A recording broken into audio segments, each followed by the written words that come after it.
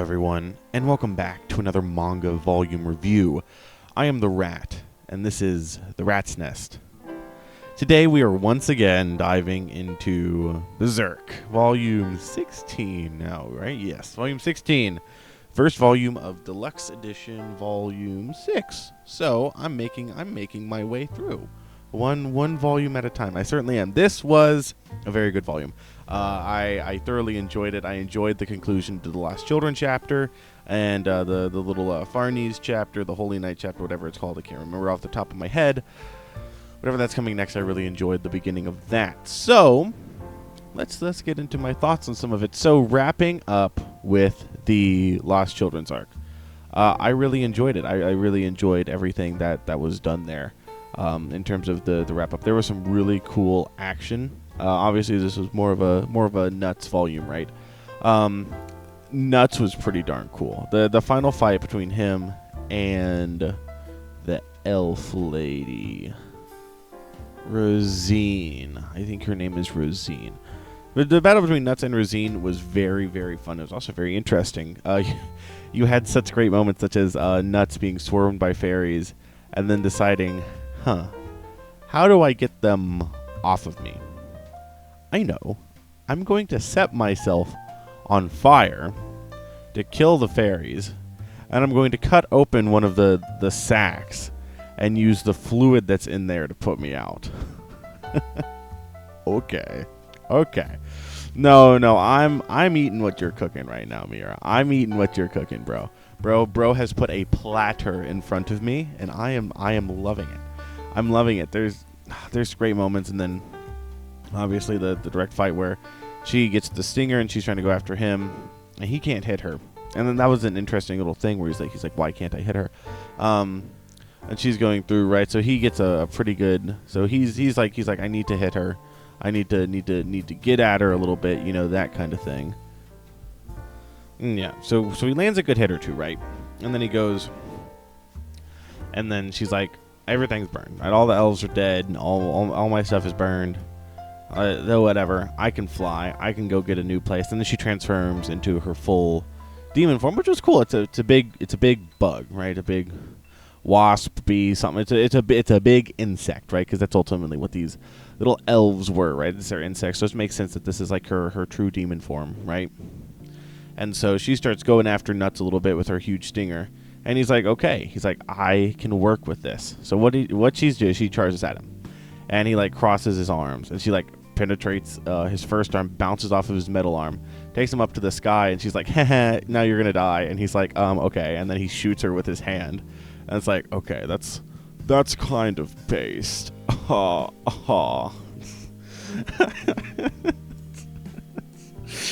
This was a good fight. Everything that happened, and I'm not going to sit here and do a play-by-play of the fight. It was just really cool. I enjoyed all the little twists and turns. It was a type of fight that I really enjoy. And Berserk does this very, very well the vast majority of the time. I can't think of a time it hasn't done this off the top of my head, but I think it's especially been clear here. I love it when fights go from moment to moment and have multiple little decisive moments. It's like, okay, this happens and this happens. It's like the big things of the fight that like really matter. I love it whenever fights do that. And I love this fight that's like, she sends all the fairies after him, but then he puts out the fire with that. And then he goes and he attacks her, but then she transforms into her big demons. Just the back and forth kind of like that of like the multiple, like, okay, this kind of thing of like this, that kind of fight structure. I really, really enjoy and stuff, and I think that Berserk does it really, really well. I mean, this was just an excellent fight, As with every Berserk volume, the art is really good. Right there. There I said it. It's I can't. You can't really say more because, I mean, you can't, like, underplay it. It's like, it's just so good. It's such good art. It's just absolutely, I mean, like, I don't know how to say other than it's really good. Like, it's the best manga art that I've read. Just objectively, just the details and everything. It makes the fights extremely fun to go through, and not just the art, but the paneling and the way that the fights are paced and the way that the fights develop, that kind of thing. I really enjoyed. And then I really enjoyed the part where Nuts is like, look, like, why can't I hit her, right? Is it because of her story? Is it because of her connection to Jill? He's like, why? He's like, I'm not that kind of softie. He's like, I have to use my urge to kill to blot out everything else, right? And then he does, right? He's thinking on it a little bit, right?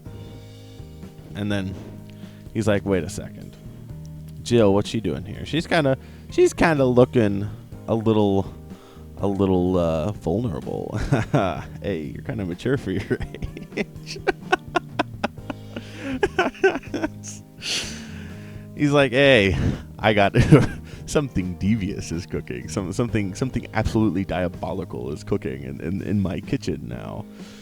And what he does, I don't think he causes the tree to break, but Jill being in trouble, he doesn't save her. He watches her.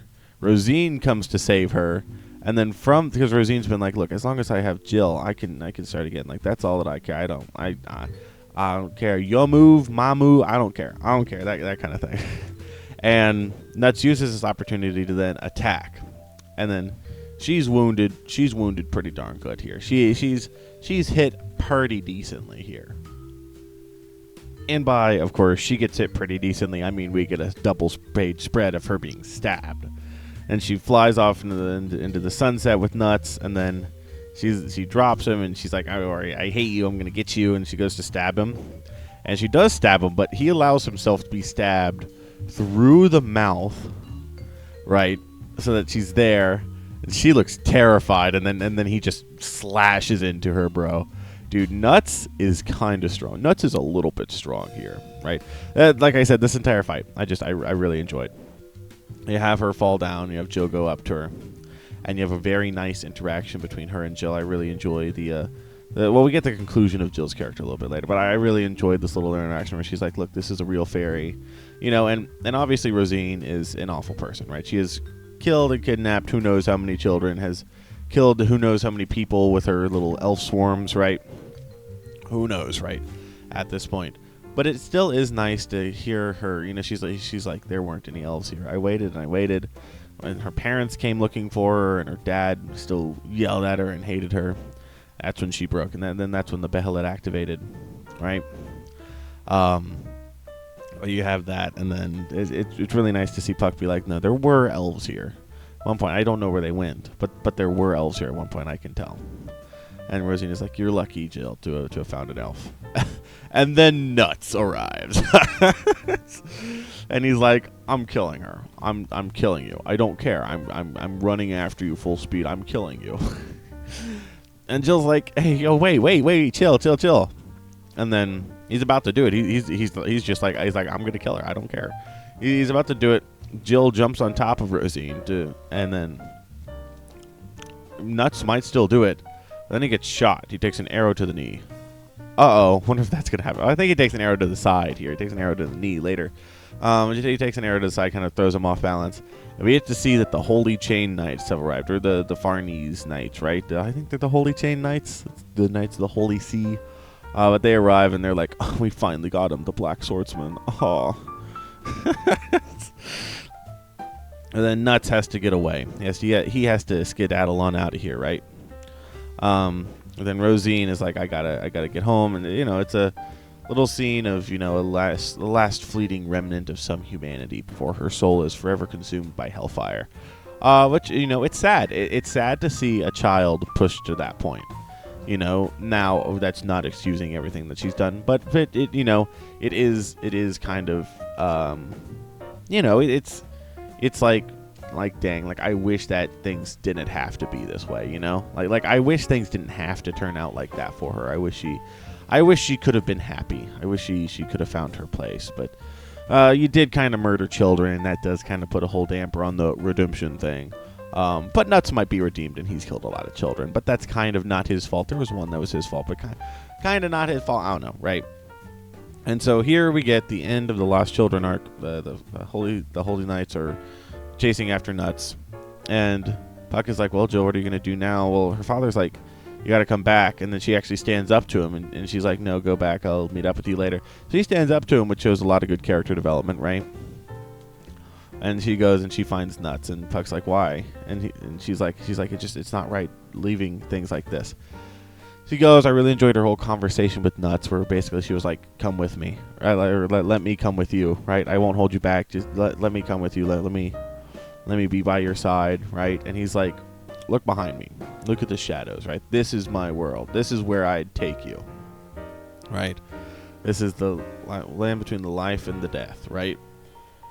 This is where I live. There's no paradise here. What you need to do is you need to go back home. This isn't a world for you. This is my world. You don't need to be here.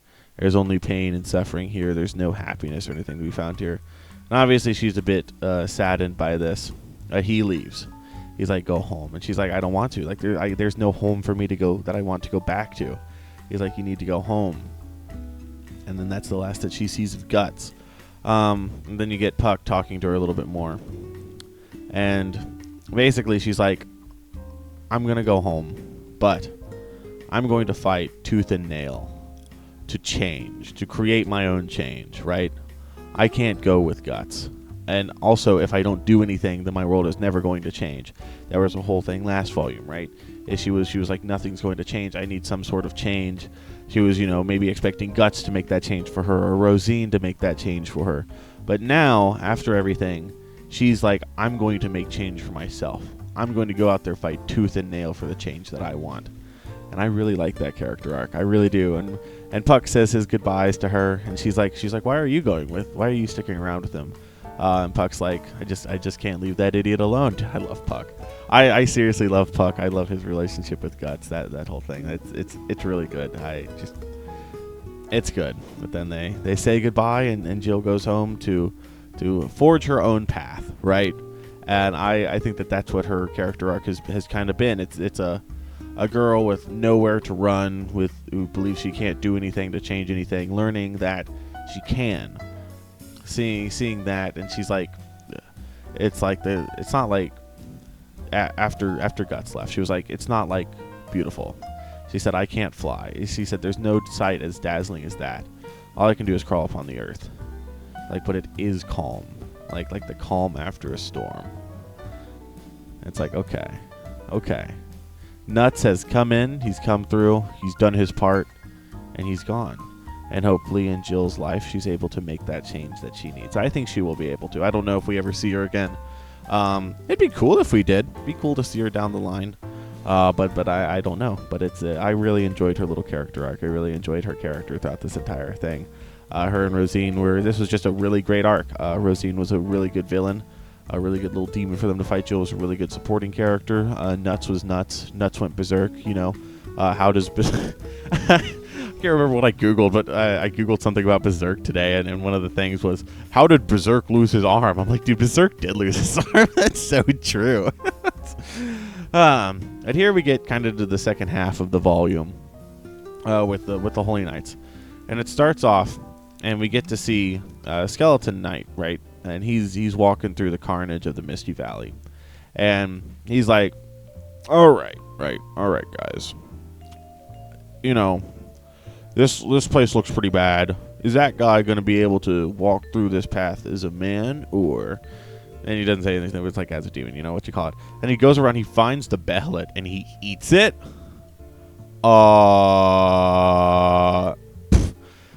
Bro didn't even fry it. He just ate it. He just ate the behelit. Like, okay. This dude is someone. This Skeleton Knight dude is absolutely someone. The question is, who is bro? Who is bro? That is the question of the hour. But the main focus of the second half is the Holy Knights. But first, we get a little scene where it's like Nuts is walking through the forest, and all the spirits are talking to him like, "Hey, yo, you killed children. Hey, yo, you're a monster. Your monster is thirsty, bro. It's thirsty, bro. You gotta drink up. Gotta drink up, dude. It's thirsty. What does it want to drink, huh? Does it want to drink piss? Are you a little piss boy?" And he's like, "I'm not a little piss boy." That's what he sounds like, by the way. But he's chilling. He's vibing. Not exactly. Puck catches back up to him as he's being like consumed by the lesser demons, because bro is weak. Like, that fight and everything took a lot. Like, bro has not been able to rest.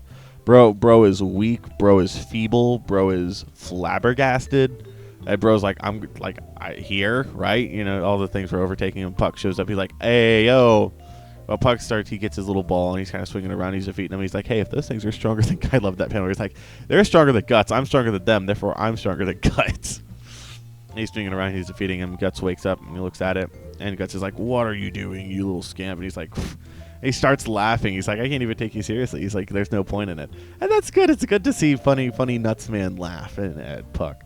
And Puck's like, yeah, I'm here. And he's like, yeah, you win, Puck. That's your thing. And he's like, oh, you called me Puck. That's my new... You called me by my name. And he's like, huh, did I? I don't know. I don't remember. I don't remember doing anything like that. It's just fun. But then, of course, the Knights show up. And this is a fun little segment where they think that he is the Hawk of Destruction, or the Hawk. They think he's Griffith, right? They think that he's the prophesied guy. Now, we know that he ain't, but they're stupid. So, conflict. So, conflict. That's what happens. That's what happens. And we get the Farnese kind of confronting him a little bit, and he's like, I don't know, I haven't done anything to priests. And they're like, oh, yeah, what about all the people you've killed, huh? Isn't that their blood? And he's like, I mean, technically, right? And they're like, all right, get 'em, boys. And he's like, oh, okay, I got to get out of here.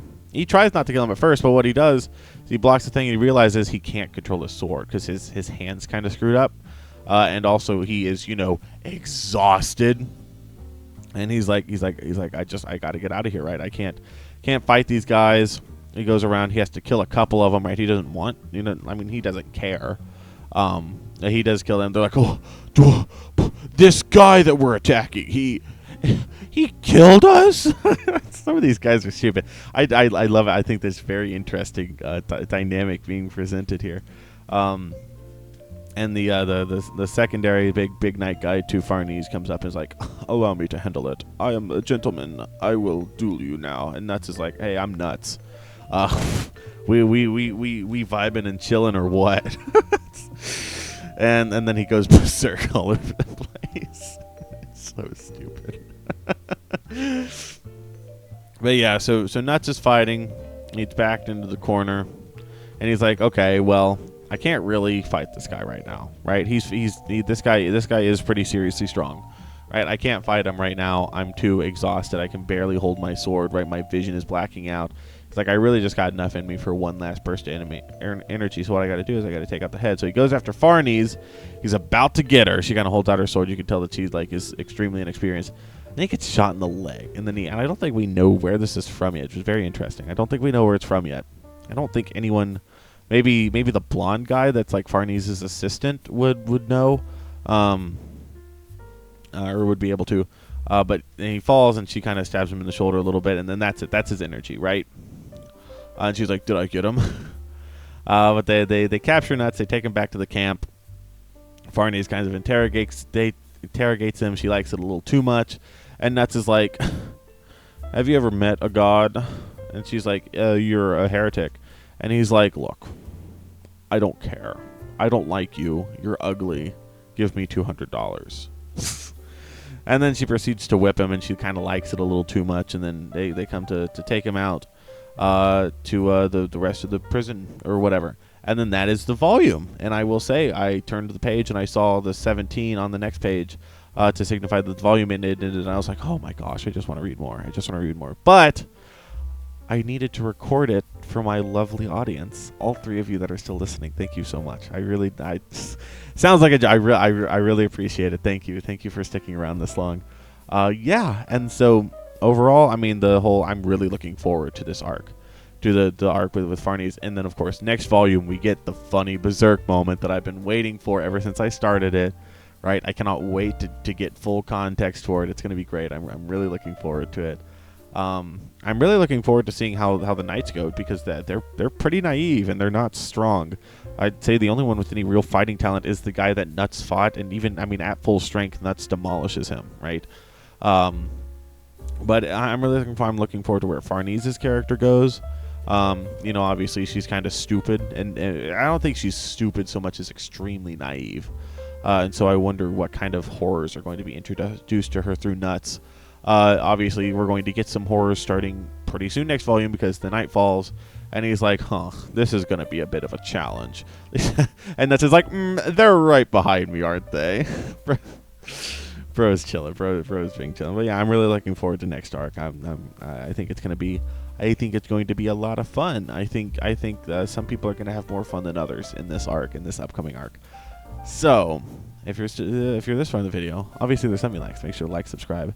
Leave a comment telling me what your favorite part of this volume was. I mean, my favorite part of I don't know. It was the ending of Jill. I really did enjoy that.